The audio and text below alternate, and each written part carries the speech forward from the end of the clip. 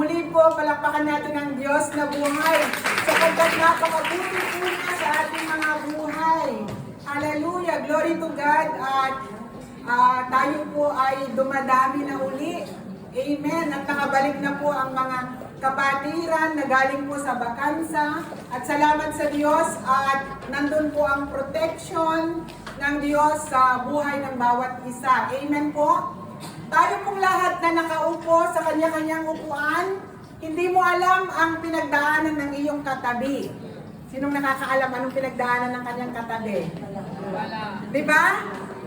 Hindi mo alam kung ang iyong katabi ay umiyak o may pinagdaanan ng mabigat.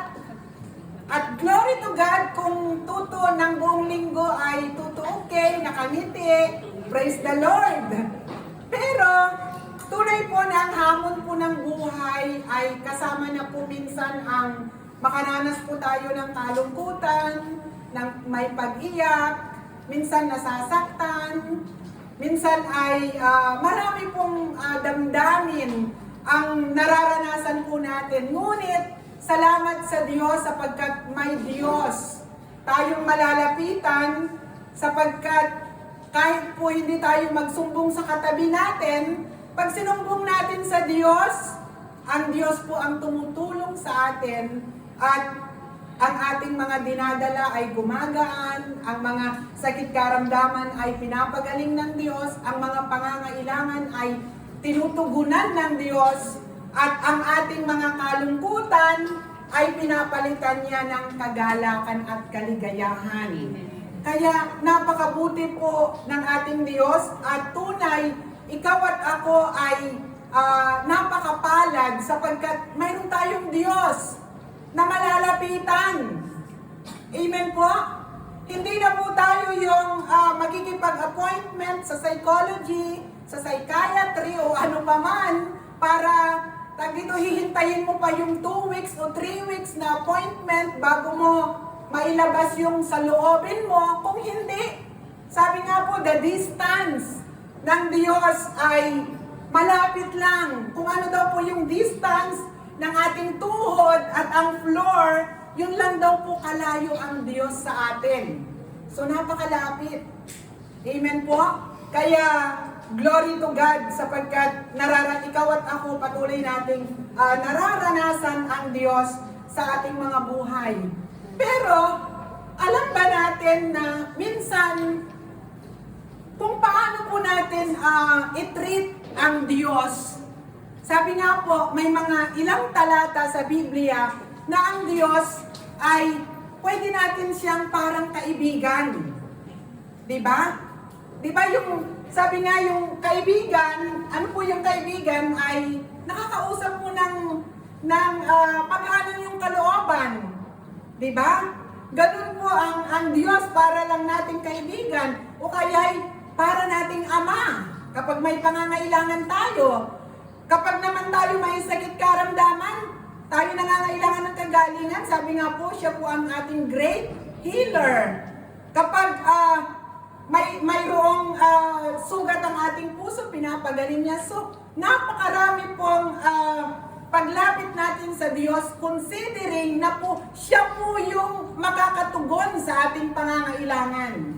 Pero alam po ba natin na ang Diyos sa ating mga buhay, hindi lamang po hanggang doon ang tingin at trato natin sa Diyos. Sapagkat siya po ay Diyos na kataas-taasan na nararapat na siya ay ating papurihan at magkaroon po tayo ng banal na pagkatakot. Kaya kapag po ang isang mananampalataya ay wala nang tinatawag na banal na pagkatakot sa Diyos, madali na lang pong magkasala. Pero kapag po mayroon tayong banal na pagkatakot sa Diyos, kahit walang nakakakita sa atin, ay nandun po yung conviction, tulong ng Holy Spirit na once na mag-step ka pa lang, sasabihin sa'yo ng Holy Spirit, anak, mali yan. At doon ay naiisip po natin, nagkakaroon po tayo ng control sa ating mga sarili na huwag po itong ituloy sapagkat mayroon po tayong banal na pagkatakot sa Diyos, sapagkat we know as Christians, lahat po ng tayo bilang tumanggap sa Diyos at alam mong mali at ginawa mo pa rin, there is a big consequences na haharapin po natin. Amen po. Kaya sa araw na ito, nais ko pong ilahad sa ating kalagitnaan. Ito po ay matatagpuan po natin sa Exodus chapter 19. Kung may Bible po kayo, makibukas po kayo sa akin sa verse 19, beginning verse 14 hanggang verse 22. Ang sabi po sa verse 14, basahin po natin, mula sa bundok, bumaba si Moses at pinahanda ang mga tao upang sumamba. At nilinis nila ang kanilang mga kasuotan. Sinabi sa kanila ni Moses, humanda kayo sa makalawa, huwag kayong magsisiping. Kinaumagahan ng ikatlong araw, nagkukulog sa bundok, at salasalabat ang kidlat. Ang bundok ay nabalot ng makapal na ulap at narinig ang isang malakas na tunog ng tambuli. Lahat ng tao sa buong kampamento ay nanginig sa takot.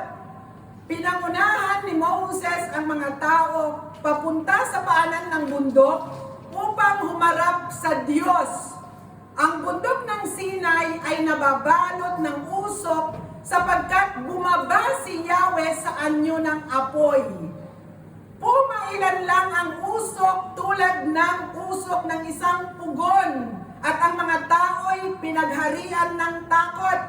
Palakas ng palakas ang tunog ng tambuli. Nagsalita si Moses at sinagot siya ng Diyos sa pamamagitan ng kulog. Si Yahweh ay bumaba sa tuktok ng bundok ng Sinai at pinaakyat niya roon si Moses. Sinabi niya, bumaba ka at sabihin mo sa mga tao na huwag lalampas ng hanggahan sa kagustuhang makita ako sapagkat marami ang mamamatay. Pati ang mga saserdoteng lalapit sa akin ay kailangang maglinis ng kanilang sarili, kung hindi, parurusahan ko sila. Ang Diyos po ang mapapurihan sa kanyang banal at makapangyarihang salita. Pwede po tayong pumikit at tayo po ay humingi ng gabay ng banal na Santong Espiritu.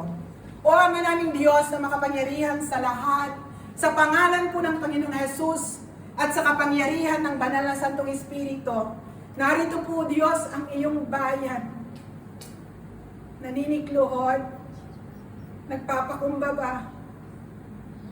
Wala po kaming pwedeng itago sa iyo, O Diyos. Ang aming buhay, ang aming puso, ang aming isipan ay lantad sa iyo. O God, kaya kung may nakikita ka, Lord God, na hindi ka lugod-lugod sa aming puso at sa aming isipan, O God, tulungan mo kami, O Diyos, na ito ay maisuko namin sa iyo. O God, at kami ay maging karapat-dapat sa inyong dakilang harapan. O Diyos, at sa araw na ito, kaming lahat, Panginoon, ay makalapit sa inyong dakilang trono at maranasan namin ang iyong kapangyarihan. O Diyos, salamat sapagkat sa oras na ito, sa aming paninikluhod at sa aming paghingi ng tawad sa lahat ng aming kasalanan. We know and we believe, Lord, mula sa aming ulunan hanggang sa aming paanan, nilinis na kami ng kamahal-mahalang dugo ng Panginoong Hesus na nabuhos sa krus ng Kalbaryo at minarapat mo na kami, O Diyos, na manatili sa inyong dakilang harapan.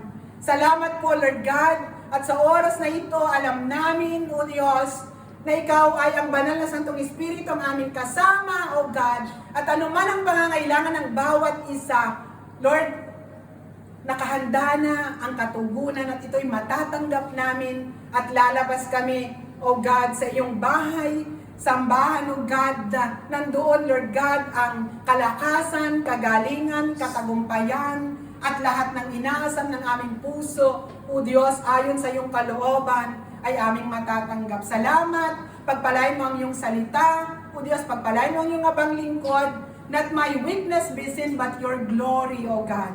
Pagpalain mong lahat ng makikinig, O Diyos, ang iyong mga salita, matanim sa matabang lupa, ito'y tutubo, mamumunga, at magsilbing pagpapala sa maraming tao. Salamat po at tunay, O Diyos, sa oras na ito, pinagpala mo na ang araw na ito. Sa iyo lahat, ang papuri, pagsamba at pagluwalhati sa pangalan ng Panginoong Yesus. Amen and amen.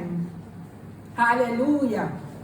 Tunay po na ang mensahe po ng Diyos sa araw na ito ay nais po ng Diyos na ikaw at ako, ituon natin ang ating puso, ang ating paningin sa Diyos bilang siya ay Diyos na makapangyarihan. Na kung saan, dito po sa binasa natin ay ginamit po ng Diyos ang kulog, kidlat, ano pa po yung mga nasulat dito, na kung saan ito po ay, ang mga bagay na ito hindi kayang gawin ng tao. Amen po? Na kung saan, nais ng Diyos na tayong mga tao, tignan siya bilang Diyos na makapangyarihan, na ikaw at ako, magkaroon po tayo ng banal na pagkatakot bilang siya ay Diyos na pumili at tumawag sa buhay po ng bawat isa. Kaya, ito pong tagbong ito sa Exodus chapter 19, ito po ay nakaranas na po ang mga Israelita sa tagbong ito, naranasan na po nila yung sila po ay, kung babalikan po natin, sila po ay naging alipin for 400 years. At sila ay pinalaya mula sa pagkabihag sa Egypt. At sila po ay, ang sabi po nung magmula nang sila ay nanalangin sa Diyos at ginamit ng Diyos si Moses upang sila ay makalaya, ano pong nangyari? Kung babasahin po natin ang Biblia, nung magsimulang lumapit si Moses sa Diyos, hindi po naging ganong kadali na sila nakalaya na kaagad. Kung hindi, kung kailan lumalapit si Moses sa Faraon, lalo yung Faraon, pinapahirapan ng mga Israelita. Sino nakapansin nun? Diba? Na minsan, sa ating mga buhay, nangyayari din po ito na kapag mayroon po tayong nararanasan, once na nag-decide tayo na lumapit sa Diyos, na akala natin magiging madali na ang lahat, pero para bang lumalala ang lahat. Sino nakaranas nun? Diba? Na parang akala mo paglapit mo sa Diyos, nandyan na ang kasagutan, pero bakit parang lumalala? Kagaya po ng mga Israelites na nung lumapit sila sa Diyos, akala mo makakamtan na nila na sila ipalalayain, pero parang lumala. Diba? Lahat ng dinemonstrate ng Diyos doon po sa 10 plagues, diba nagaya po ng kaaway? Yung naging dugo yung tubig, diba yung baston ay naging ahas, diba lahat po ng mga salamangkero ng Paraon, nagaya niya ito. Kaya, doon po lalo silang nahirapan.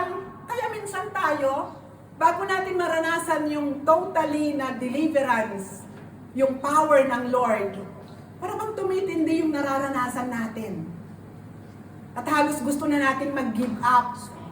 Diba? Pero, ang nakita ko po doon, ito po ay isang proseso ng Diyos na sa buhay mo, sa buhay ng mga Israelita, ay ipakita lalo ng Diyos ang kanyang kapangyarihan upang mag-glorify ang Diyos. Kaya doon po nangyari na yung last po na plagues na nangyari na yung mga panganay ay doon sa mga Egyptians ay namatay dahil po nung ipinahid ang dugo sa kanilang pintuan at dumaan po ang angels of death, namatay po ang mga panganay, even ang panganay ng Faraon. At sabi po ng Diyos kay Moses, palalayain kayo ng Faraon, hindi lang kayo basta palalayain, ipagtatabuyan pa kayo.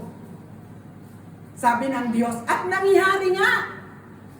At doon, tuwang-tuwa na ang mga Israelita na sila'y nakalaya na at sabi, dalhin nyo ang gusto nyong dalhin. Di ba yung mga ginto, dinala pa nila, ibinigay pa nila para lang kayo umalis. Sige, dalhin nyo ang mga ginto. Tuwang-tuwa sila, tranquila sila. Pero, nangusap uli ang Diyos, ang sabi, patitigasin ko uli ang puso ng Faraon. Kaya hindi natin namamalayan minsan, yung mga dito yung mga nasa paligid natin, akala natin, ang sama naman nito. Yung pala pamamaraan ng Diyos, pinapatigas lalo ang puso. Pero hindi natin naunawaan.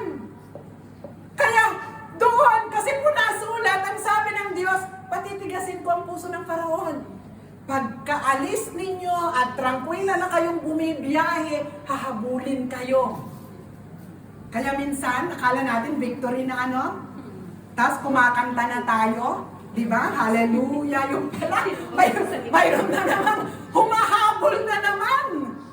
At doon, ang mga tao na naranasan na ang kapangyarihan ng Diyos, naku-confuse, doon na nagrereklamo, totoo bang may Diyos? Totoo bang may makapangyarihan ang Diyos?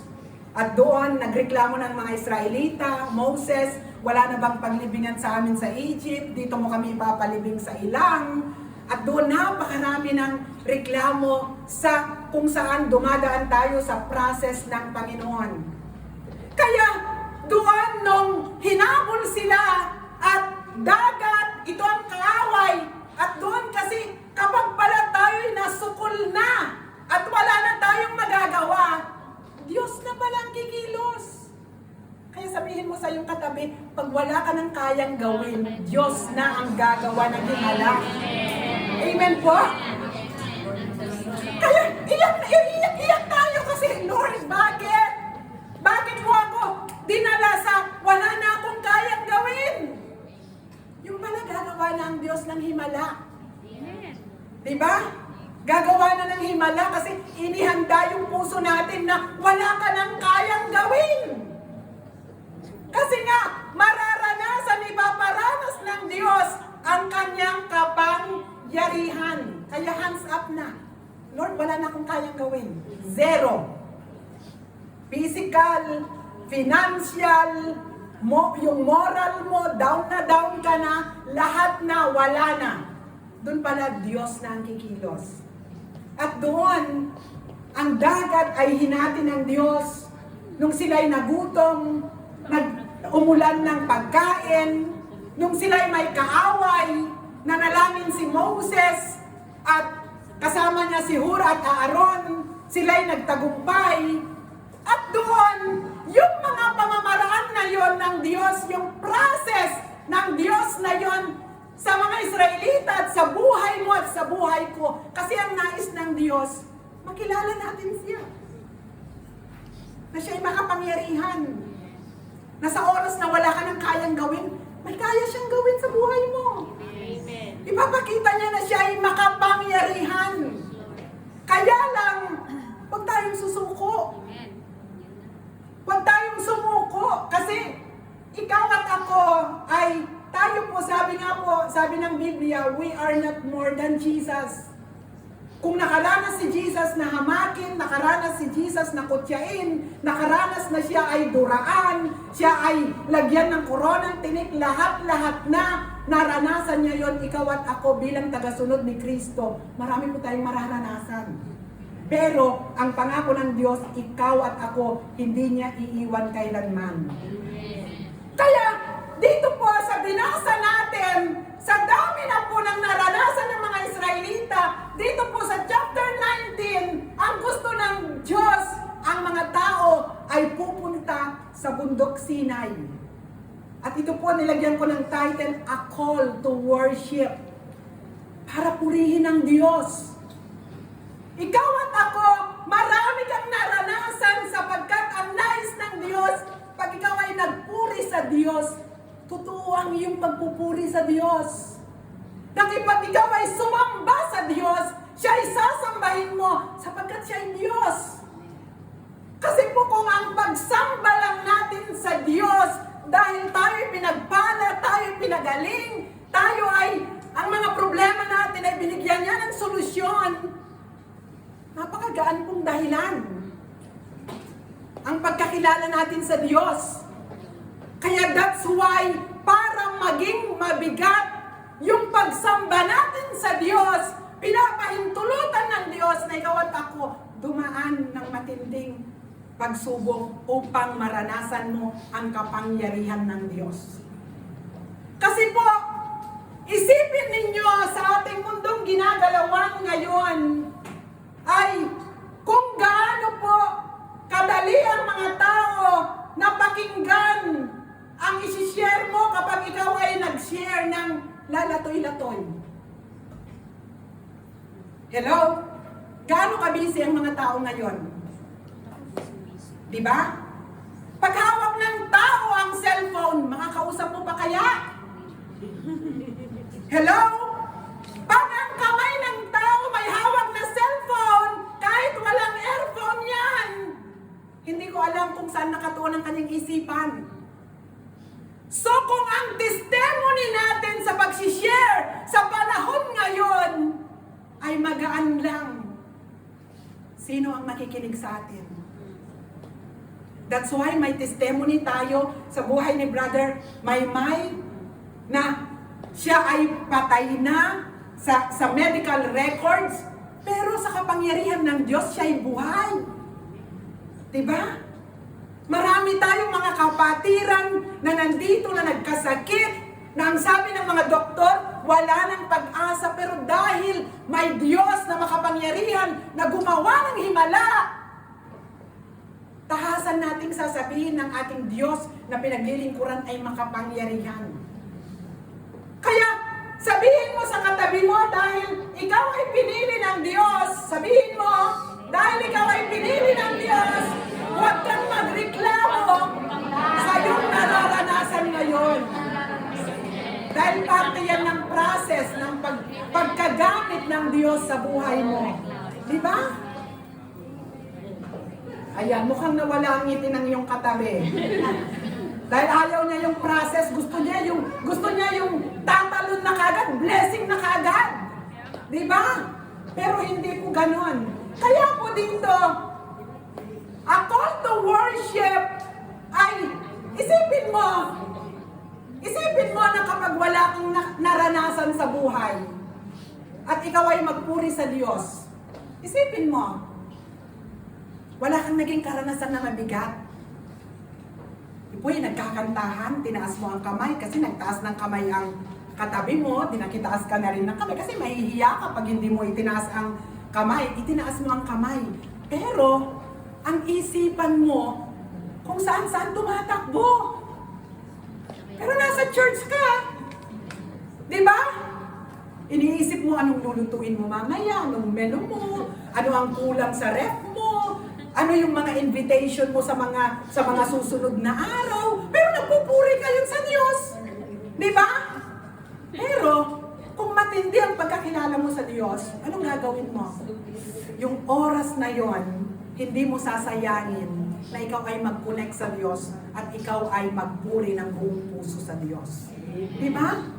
Kaya, yun po ang nais ng Diyos. Kaya po, dito po sa binasa natin, dito po sa Exodus, dito po nais ko pong number 1 na gusto kong itackle sa atin about worship. Dito po sa binasa natin, worship is meant to be a life-changing experience. Kailangan po sa pagpupuri natin sa Diyos, dito ay binabago tayo ng Diyos. Habang nakasubmerge po tayo sa presensya ng Diyos. Pero, ganun ba kadali ang mag-submerge sa presence ng Lord kung ang isip mo ay kung saan-saan nakakarating habang ikaw ay umaawit? Ikaw at ako, ang katabi mo, sino man sa atin, walang nakakabasa ng isip. Di ba? Tanging ikaw lang ang nakakaalam at ang Diyos. Kaya, pag sinabing magpuri sa Diyos, mag-worship sa Lord, ibig sabihin, imimit mo ang Diyos. Diyos at ikaw ay nananalig sa iyong pagpupuri, may mababago sa iyo. May mababago sa atin. Kasi sabi mo, balikan natin yung ating binasa. Tingnan po natin dito sa verse 19, verse 10 to 12. Basahin po natin. Ano po ang sabi dito? Sinabi ni Yahweh kay Moses, sabihin mo sa mga tao na humanda sa pagsamba sa akin ngayon at bukas. Kailangang labhan nila ang kanilang mga kasuotan at humanda sa makalawa sapagkat ako si Yahweh ay bababa sa bundok ng Sinai para makita ang mga tao. Lagyan mo ng hanggahan ang paligid ng bundok at sabihin mo sa kanila na huwag aakyat sa bundok ni sasalingin ang anumang nasa loob ng hanggahan. Sino mang gumawa nito ay papatayin. Ang tindi po ng Old Testament. Kaya po, dito po sa church, huwag po kayong magalit sa akin kung dito po sa stage, lagi kong sinasabi na ito po ay holy place. Na huwag po tayong umakyat dito po sa stage na sinasabi nating holy place at tayo po ay kung ano-ano lang po ang gawin natin dito. Lagi kong sinasabi na kapag tayo po ay naghandaan dyan, magkainan tayo, huwag nating ipatong ang anuman dito sapagkat i-consider po natin ito po ay holy place para po sa Diyos. Kaya dito po, ang mga tao ang sabi ng Diyos, labhan nila sila'y mag-prepare. Ibig sabihin, i-consecrate nila ang kanilang mga sarili, magkaroon sila ng sanctification na kung saan bago humarap sa Diyos, kailangan nilang maghanda. Kung hindi, pag hindi po sila handa, mayroon pong kaparusahan na mangyayari sa kanila. At may hanggahan kung saan sila pwedeng mag-stay sapagkat ang Diyos ay gayon na lamang. Siya po ay banal na Diyos. Kaya, sa panahon po natin ngayon, hindi po natin ita-translate na literal na pupunta ako sa church, kailangan malinis ang kasuotan ko. Walang mancha.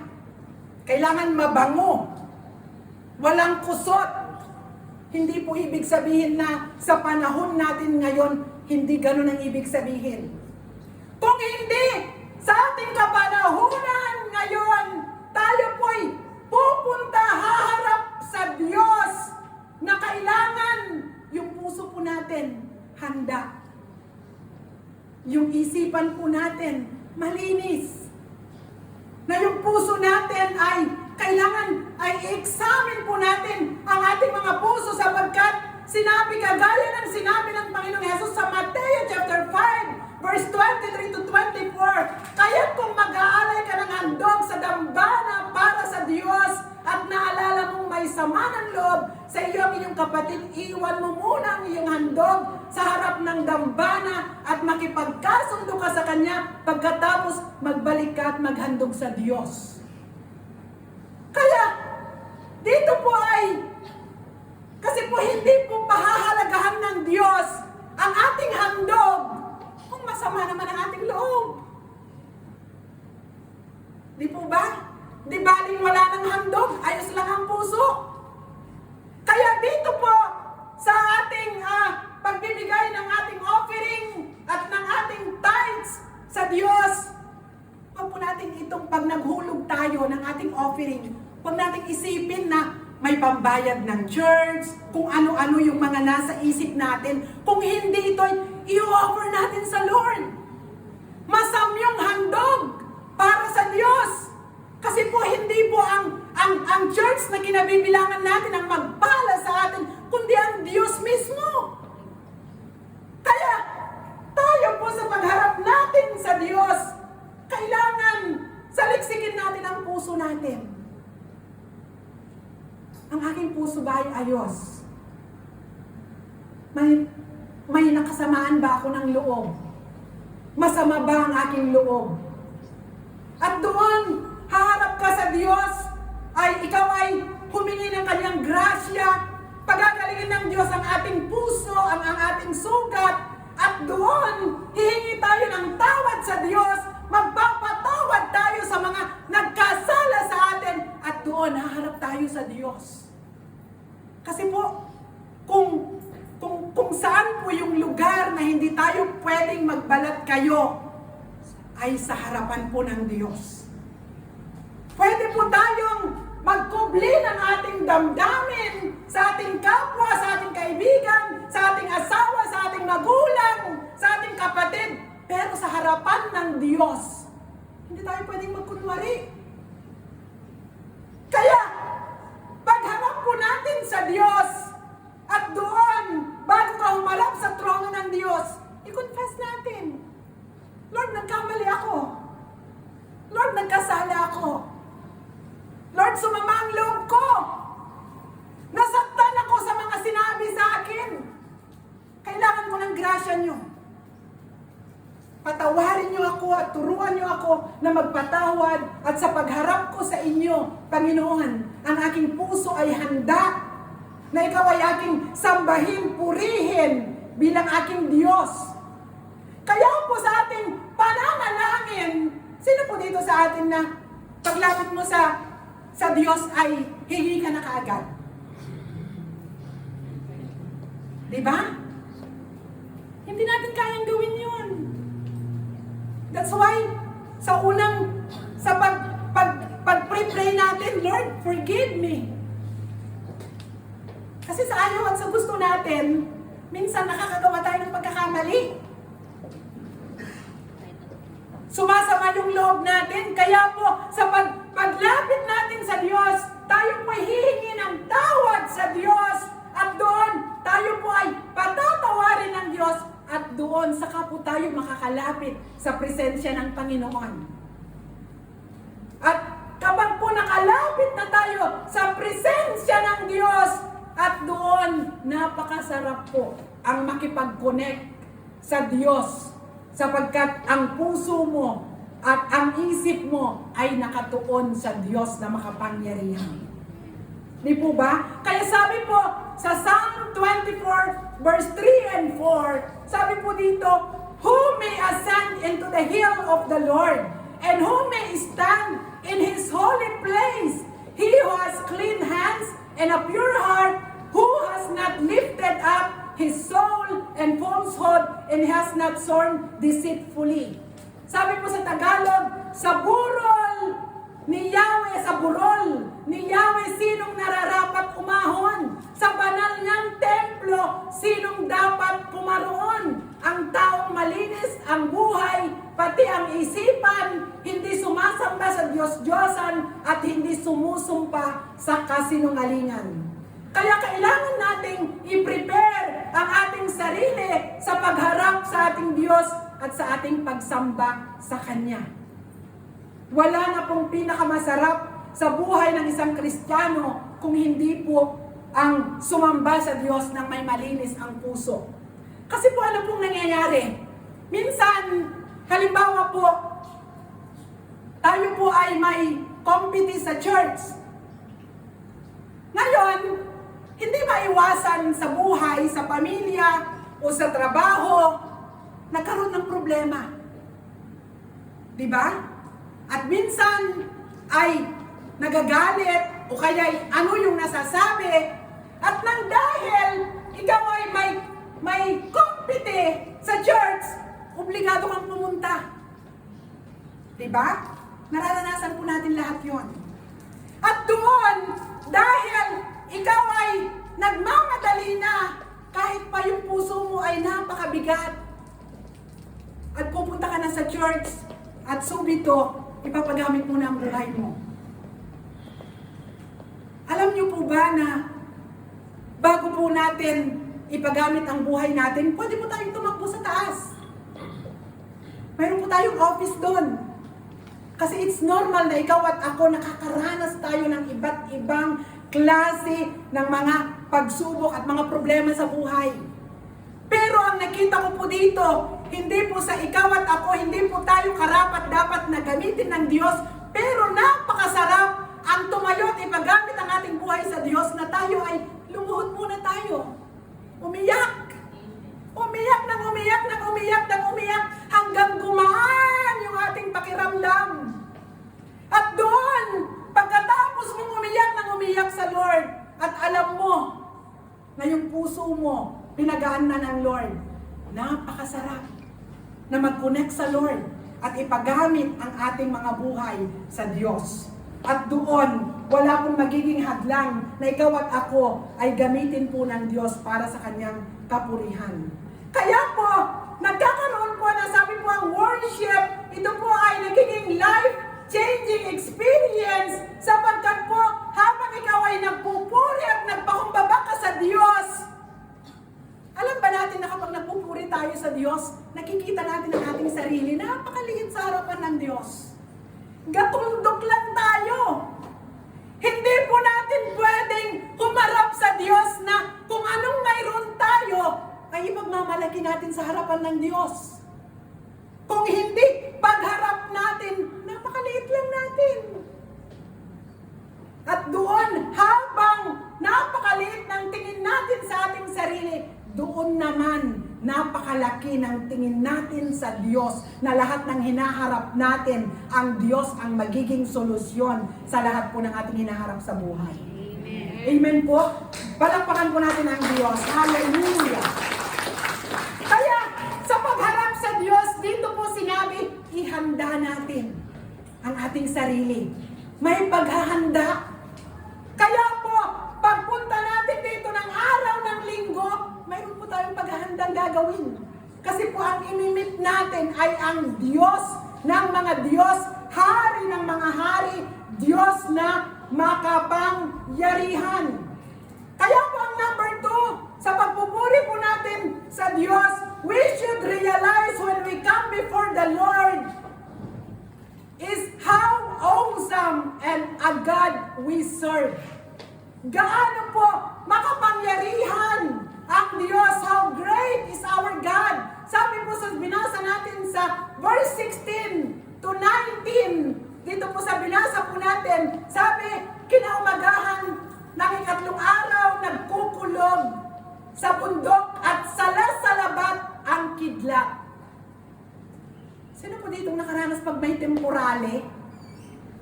Diba? Na ang kulog, ang kidlat, napakalakas. Ang buhos ng ulan, napakalakas. Ang hangin, na yung naranasan po dito sa Milano, na alam natin na kapag po naranasan natin dito po sa lupa ang napakalakas na kulog, kidlat, hangin, bagyo, malakas na pag-ulan. Anong sinasabi po natin? May pinapahiwatig ang Diyos.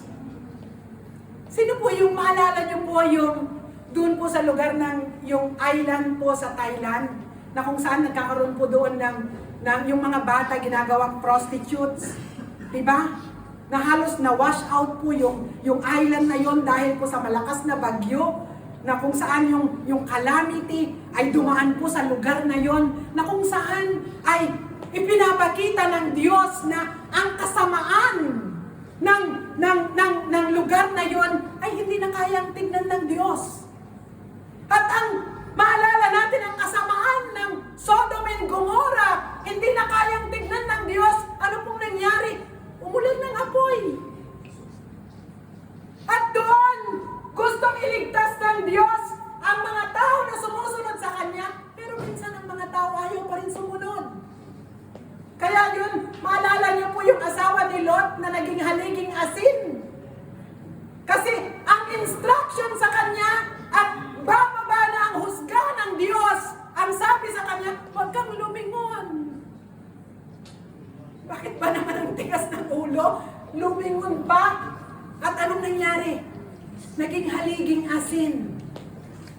Kaya, sa buhay po natin, ay sa paglilingkod natin sa Diyos, ang tinitignan po ng Diyos, paano ba tayo sumusunod? Akala natin ang pagsunod yung mga mabibigat na kautusan. Pero ang hindi natin alam, yung bawat araw ng mga simpleng buhay, ang tinitingnan ng Diyos, Kaya ba nating sumunod sa mga maliliit na bagay? Kasi po, pag hindi ka marunong sumunod sa maliliit na bagay, kaya mo kayang sumunod sa malalaking bagay. Kaya, sabi po, kaya po yung mga lolo natin, yung mga magsasaka, nagagalit sila kapag ang mga butil ng palay, hindi mo pinahahalagahan. Kasi po ang isang salok na palay, nagmula sa isang butil. Kaya po, even po sa buhay natin, sa buhay po ng mag-asawa, kapag hindi na kayo nasanay na mag-usap ng mga maliliit na bagay, hindi nyo namamalayan ang problema, lumalaki na. Kaya, huwag po natin kaligtaan yung mga maliliit na bagay. Kaya sabi po dito, sa binasa po natin, at narinig ng isang malakas na tunog ng tambuli, lahat ng tao sa buong kampamento ay nanginig sa takot. Pinangunahan ni Moses ang mga tao papunta sa paanan ng bundok upang humarap sa Diyos. Ang bundok Sinai ay nababalot ng usok sapagkat bumaba si Yahweh sa anyo ng apoy, kumailan lang ang usok, tulad ng usok ng isang pugon, at ang mga tao ay pinagharian ng takot. Palakas ng palakas ang tunog ng tambuli. Nagsalita si Moses at sinagot siya ng Diyos sa pamamagitan ng kulog. Tayo po dito, kung iisipin po natin, ang Diyos, pinapakita niya ang kanyang kaluwalhatian. Minsan, nagpapakita siya sa buhay ni Moses. Pero dito, pinili ng Diyos na ipakita ang kanyang kaluwalhatian sa maraming tao. Sa lahat ng mga Israelita, nakita nila ang kaluwalhatian ng Diyos, pero nagbigay pa rin ang Diyos ng hanggahan kung saan ang mga tao ay pwedeng manatili sapagkat ang mga tao ay hindi po karapat-dapat sa harapan ng Diyos. Kaya isipin po natin, ang salita, isipin natin, ang Diyos ba ay namimili ng tao na lumapit sa Kanya? Isipin nga po natin, ang Diyos ba'y namimili? Isipin mo sa iyong kinauupuan, ang Diyos ba'y namimili? Pinili lang ba niya si Moses? Pinili lang ba niya kasi sa dulo, ang sabi niya, bumaba ka, tawagin mo si Aaron at isama mo? Ibig sabihin, pinili lang ba ng Diyos si Moses at si Aaron na sila lang ang umakyat sa bundok at ang mga tao ay nasa baba? Ano sa palagay natin? Isipin po natin, ang mga kabataan, ano kung sagot natin? Pinipili ba ng Diyos ang aakyat at lalapit sa Kanya? Hello? Sino ang sasagot po na ang Diyos ay pinipili niya? Sino po ang sasagot na hindi pinipili ng Diyos? Wala rin. lahat ay nag-iisip. Alam niyo po ba? Ang Diyos, walang tinatangi, pero depende sa response ng tao. Amen po? Si Moses, kaya po itinatangi siya ng Diyos sapagkat siya ay sumusunod sa kalooban ng Diyos. Isipin po natin, pinili ka, hindi ka naman sumusunod. Hello? Pwede ba yon? Hindi pwede.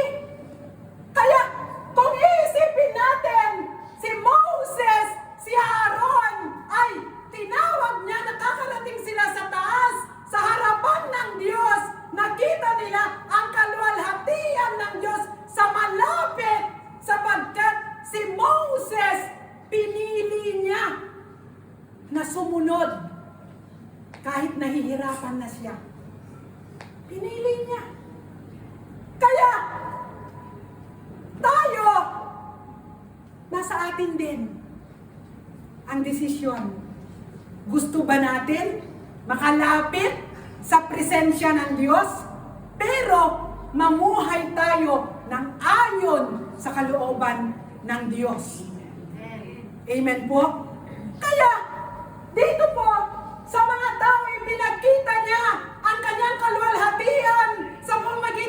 apoy, ng kulog, ng kidlat, ng usok, tunog ng tambuli, na kung saan ito ay nagpapakita na ang Diyos na makapangyarihan ay bumaba upang ipakita ang kanyang kaluwalhatian sa mga tao.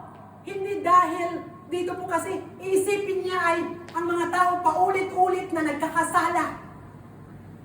Ito po'y ipinakita niya ang kanyang kaluwalhatian nang sa ganon ang mga tao magkaroon sila ng banal na pagkatakot sa Diyos. Kaya ang sabi niya, kasi siya ay Diyos na banal, ang sabi niya, may hanggahan akong nilagay. Pag ang tao ay hindi karapat-dapat, may consequences. At hindi po niya yun pwedeng baguhin. Kaya sa atin, dito po ay ang salita ng Diyos, ikaw at ako, tayo po ay accountable sa mga narinig natin na mga salita ng Diyos.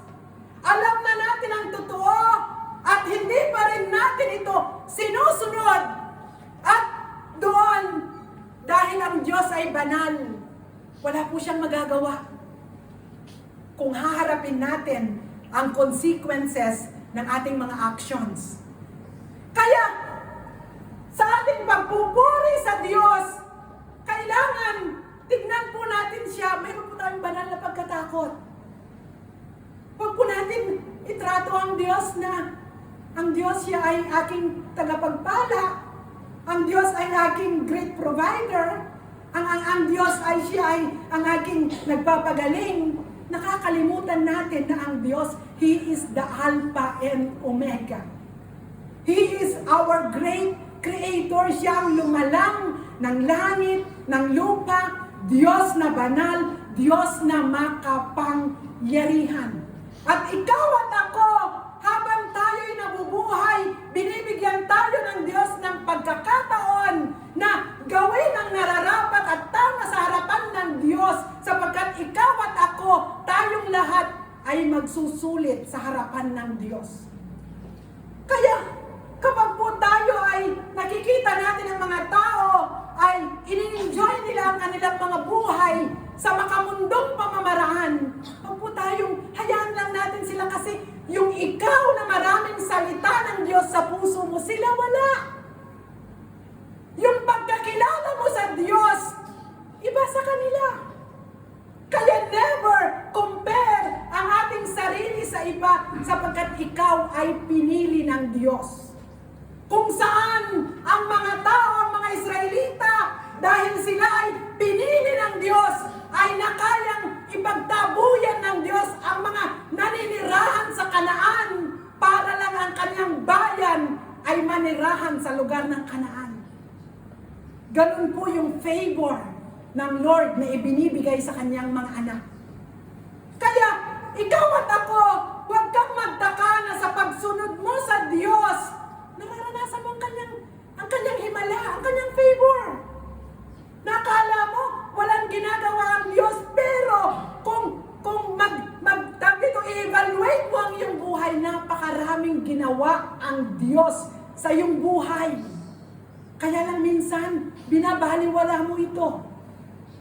Kaya kailangan isipin natin at doon tignan natin na ang Diyos bilang Diyos na makapangyarihan na Diyos na ating tinanggap bilang Diyos at sariling tagapagligtas.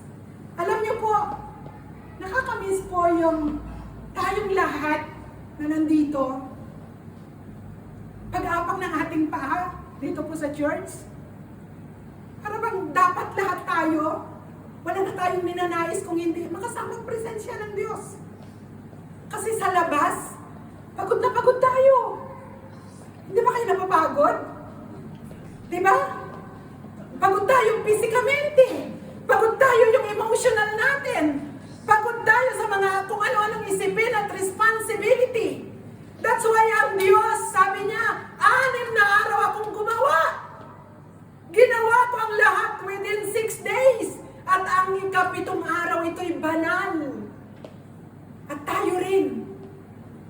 Ito ay kasama sa kanyang 10 commandments ng ika-7th day ay para sa Kanya. At doon, tayo magkaroon po ng preparation na pagpunta sa church. Wala kang aasamin, wala kang nanaisin kung hindi makasama ang presensya ng Diyos at purihin mo siya bilang Diyos at sariling tagapagligtas. Palapakan po natin ang Diyos. Kasi po, pag-apak natin dito, Lord, gusto ko ng kapahingahan. Gusto ko yung puso ko ay, para bang yung ikaw ay, tawag dito lahat ng bigat mo, ibibigay mo sa kamay ng Diyos at doon totally, ang rest ay mararanasan mo sa kamay po ng Panginoon. Kaya po, sa ating pagpupuri, tignan po natin ang ating Diyos. Siya po ay awesome, a great God. Siya po yung Diyos na makapangyarihan, the Alpha and Omega. Siya po ang Diyos na may likha ng lahat ng ating nakikita, ang lumikha ng ating mga buhay at lahat ng ating mga tinatangkilik. Kaya po, magkaroon po tayo ng banal na pagkatakot sa Diyos. And last number 3, sabi po dito, worship involves a response from us. Worship involves a response from us.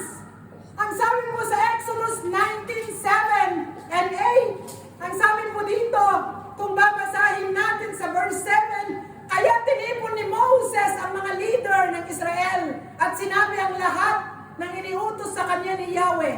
Sila namay parang iisang sumagot, susundin namin ang lahat ng iniutos ni Yahweh. Si Moses ay nagbalik kay Yahweh at sinabi ang tugon ng mga tao.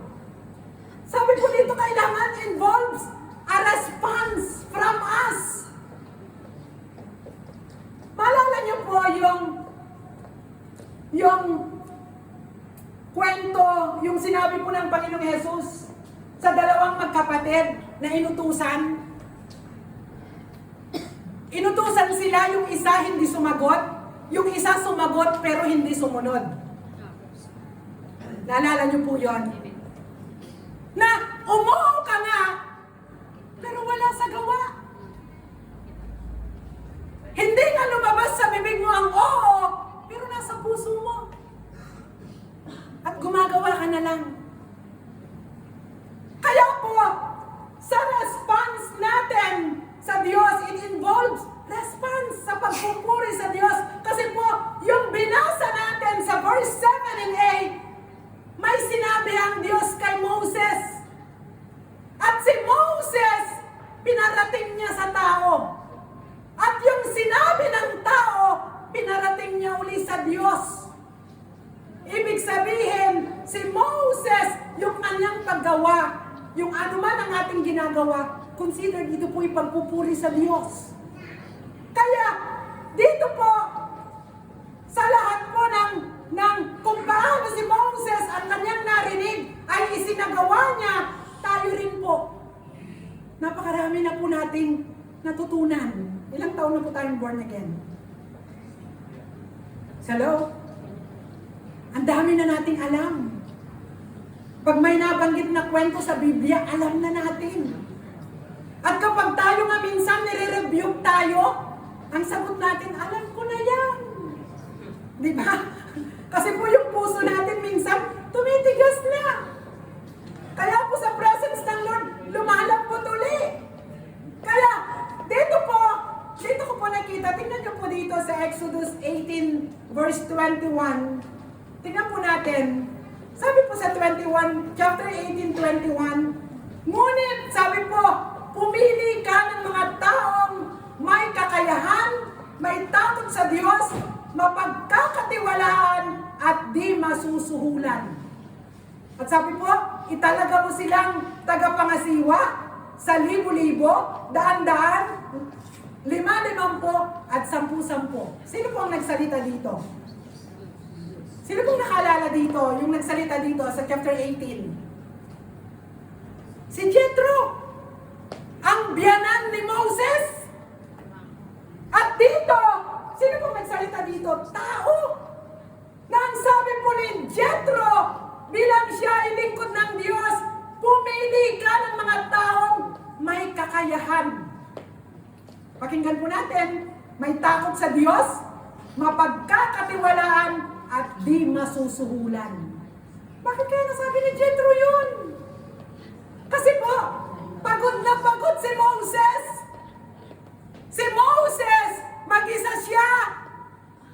Sa dami ng tao, ng mga maraming problema, pagsikat ng araw, hanggang paglubog ng araw, nandun si Moses.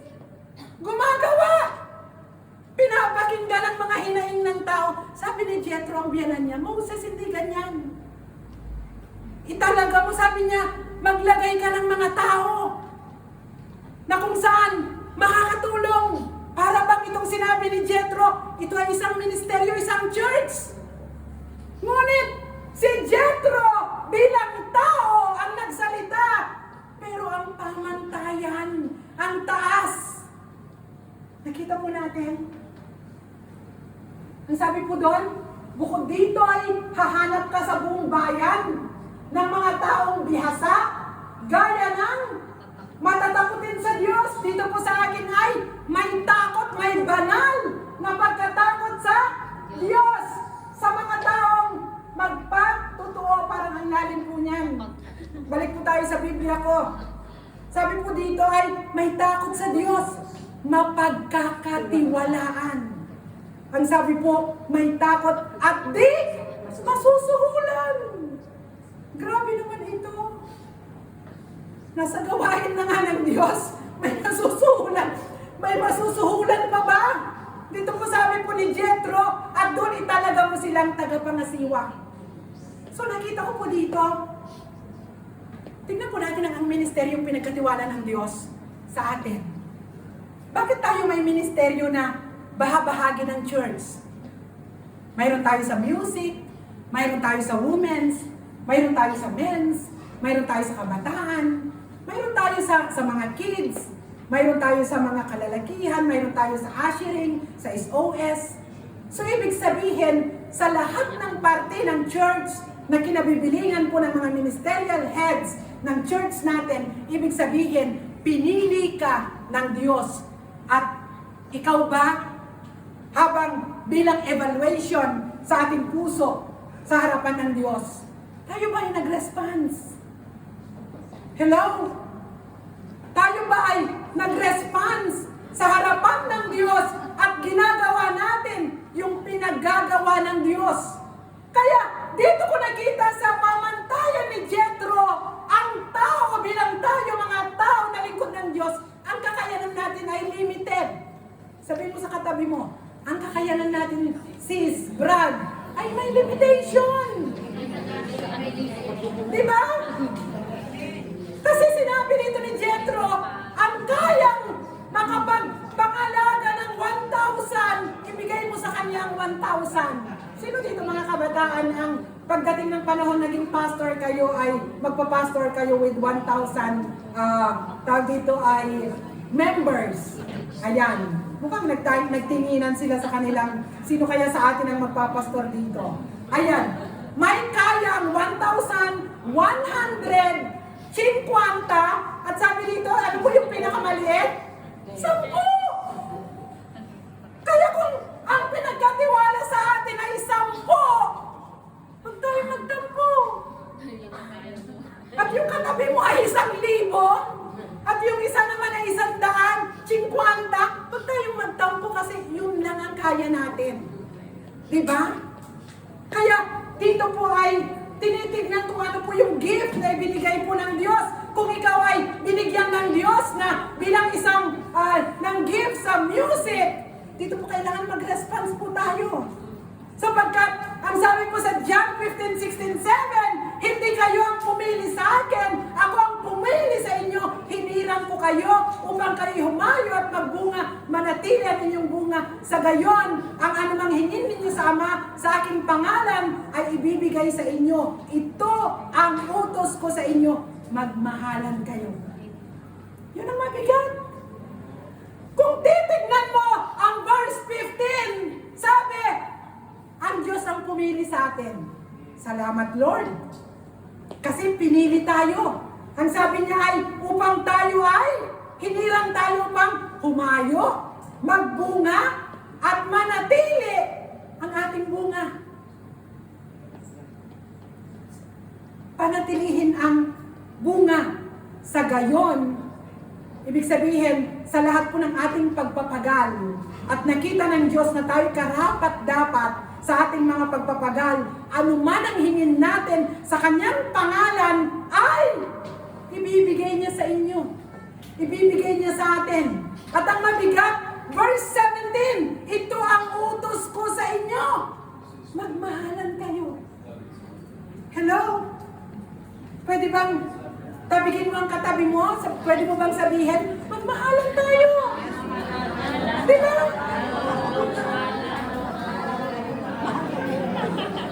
Magmahalan tayo. At dito ko po nakita, laliman po natin bago po tayo magpuri sa Diyos. Laliman po natin itong verse 17. Bago tayo magpuri sa Diyos at ibigay po natin ang best na pagpupuri sa Lord. Alam niyo po yung word na magmahalan? Mahal. Hindi po mura. Mahal.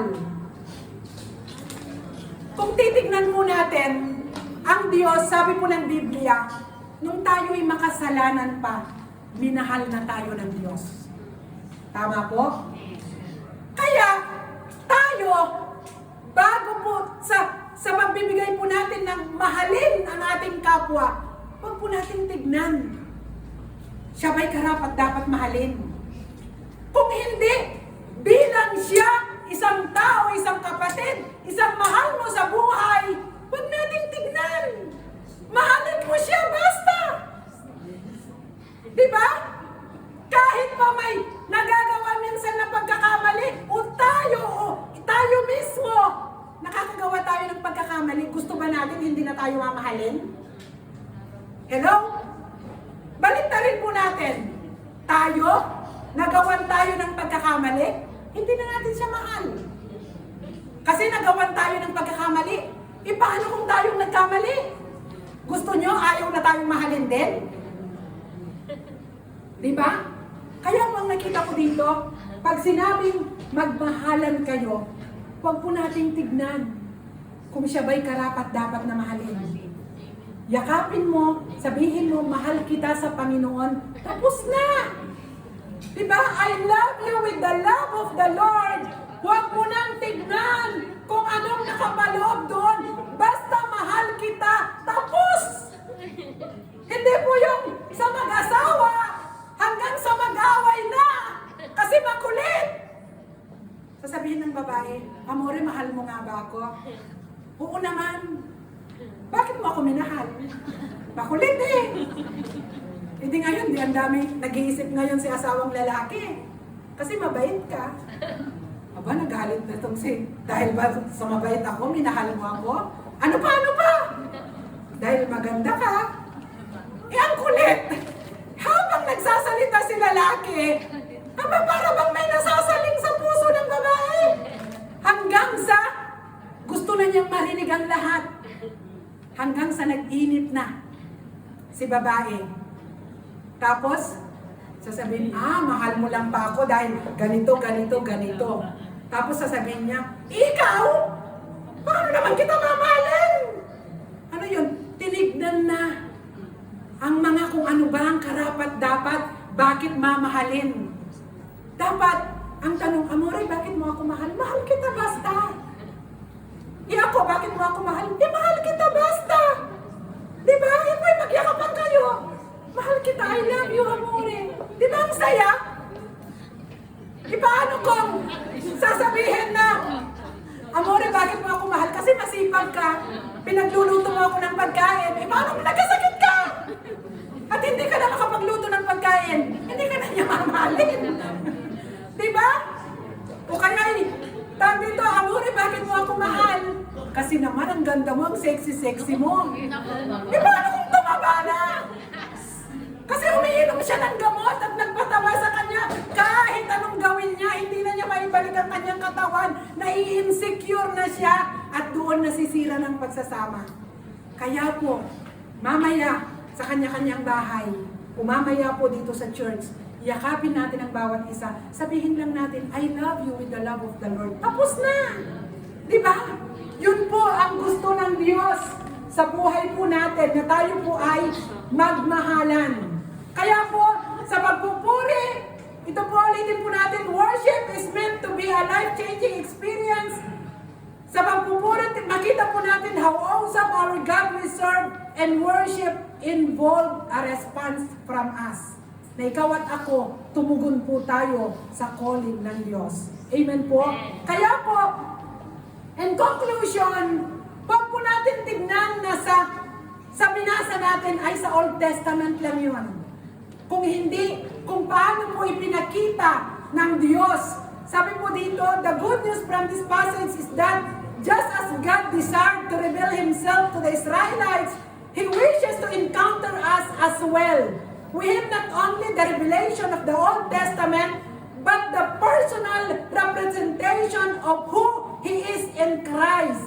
He is, dito po sa verse, Hebrew 1 and 3, says, the radiance of His glory and the exact representation of His nature. Let us remember that God promises us that if we seek Him with all our hearts, that we will find Him. Masusumpungan po natin ang presensya po ng Diyos. At sabi sa Roma 12, 1 and 2, kaya nga mga kapatid, alang-alang sa masaganang habag ng Diyos sa atin, ako'y nakikiusap sa inyo na ialay ninyo ang inyong sarili bilang isang handog na buhay, banal at kalugod-lugod sa Diyos. Ito ang karapat-dapat na pagsamba ninyo sa Diyos. Huwag kayong makiayon sa takbo ng mundong ito. Sa halip, hayaan ninyong baguhin ng Diyos ang inyong pag-iisip upang maunawaan ninyo ang kanyang kalooban. Sa gayon, magagawa ninyo kung ano ang mabuti, kalugod-lugod at ganap na kalooban ng Diyos. Amen. Kaya po sa oras na ito, ikaw at ako, pupurihin po natin ang Diyos. Bilang siya ay Diyos. Bilang siya ay pumili sa iyo, umirang sa iyo at sa akin, at tignan po natin bilang siya ay Diyos na makapangyarihan. Tayo pong lahat ay tumayo.